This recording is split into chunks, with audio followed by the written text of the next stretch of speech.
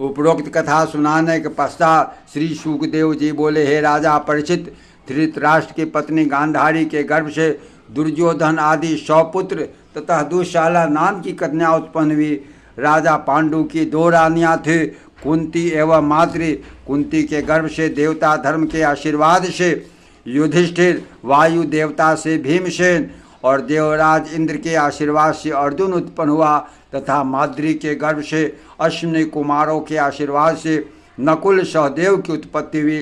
श्राप के कारण राजा पांडु स्त्री सहवास नहीं कर सकते थे, इसी कारण उनके 5 पुत्र देवताओं के आशीर्वाद से उत्पन्न हुए। तब राजा परीक्षित ने पूछा, हे महात्मन, ऋषि ने राजा पांडु को क्यों श्राप दिया? राजा परीक्षित के वचनों को सुनकर श्री शुक जी महाराज बोले, हे राजन, एक बार एक ऋषि एवं उसकी स्त्री लज्जावश हिरण एवं हिरनी का स्वरूप धारण कर रति क्रिया कर रहे थे। उसी समय शिकार खेलते हुए राजा पांडु पहुँचे, अपने वाण से हिरण रूपी ऋषि को मार दिया। तब ऋषि पत्नी अत्यधिक व्याकुल हुई और क्रोधित होकर बोली, अरे दुष्ट राजा, मेरी स्वामी ने तुम्हारा क्या बिगाड़ा था? तूने हमारे स्वामी की हत्या संसर्ग करते समय की, इसलिए मैं तुझे श्राप देती हूँ। जिस समय अपनी स्त्री से भोग करेगा उसी समय तेरी मृत्यु हो जाएगी। राजा पांडु के 5 पुत्र पांडव कहलाए।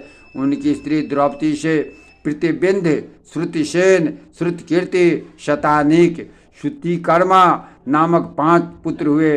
धर्मराज युधिष्ठिर की दूसरी स्त्री पौरवी से देवक, भीमसेन की दूसरी स्त्री हिडम्बा से घटोत्कच, नकुल की स्त्री करेनुमति से नरमित्र, सहदेव की दूसरी स्त्री विजया के गर्भ से सुहोत्र तथा अर्जुन की दूसरी स्त्री सुभद्रा के गर्भ से अभिमन्यु तथा अर्जुन की तीसरी स्त्री नागकन्या उलूपी से ब्रभुवाहन एवं इरावन नामक 2 पुत्र उत्पन्न हुए।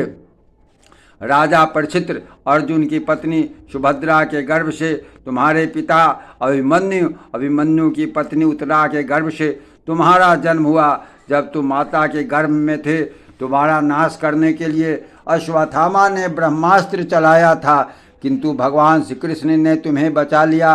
हे राजन, तक्षक सर्प के काटने से तुम्हारी मृत्यु होगी, यह निश्चित है। तब बदला लेने के लिए तुम्हारा पुत्र जन्मेजय सर्वदाह यज्ञ करेगा, जिसमें सभी सर्प जलकर भस्म हो जाएंगे।